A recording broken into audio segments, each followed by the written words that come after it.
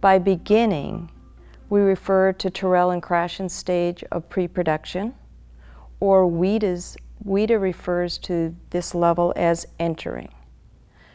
In other words, pictures, chunks of language, yes-no questions are often strategies that are used in the classroom for beginning level English learners.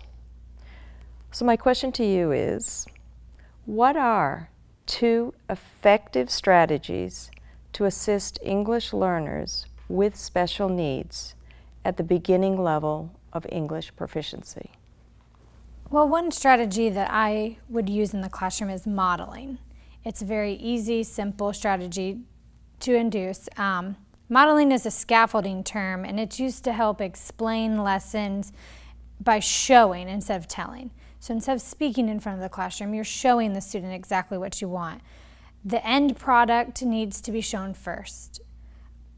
I would say an example of it is if students are asked to complete 5 mathematical problems, the teacher needs to work in small groups and show the students how to complete each project, each math problem. Then they would go back to their seat and do the math problems themselves to see if they actually understood each step shown by the teacher.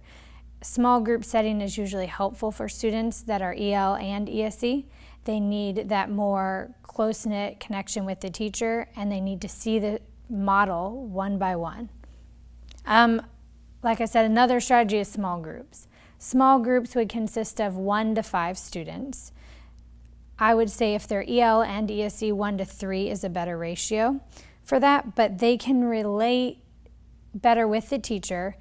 The teacher is able to see any academic struggles that they have. If they seem to get frustrated, she can take a break. She's allowed to breathe with the student, teach them not to get frustrated and to keep going. I say usually ESE and ELL have a small attention span, so anything over 15 to 20 minutes is a frustration point. Once they get frustrated, the teacher should stop, let them go back to their seat, take a break, and then regroup and bring them back. Nothing can be accomplished when they're frustrated, but a smaller group will allow the teacher to see that instead of when they're in the group with the rest of the 26 other students.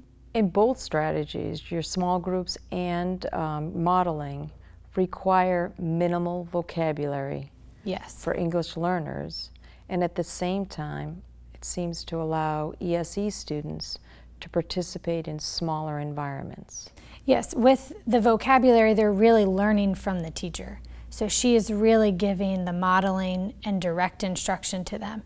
The way she speaks needs to be correct. She needs to use complete sentences so that when the EL and the ESE students see that, they can repeat that. They're really in an echoing stage in the beginning, so that really helps when they're in a smaller group. She can correct their speech. She's allowed to tell them that they're doing good, give them more support, and the other students can learn from each other as well.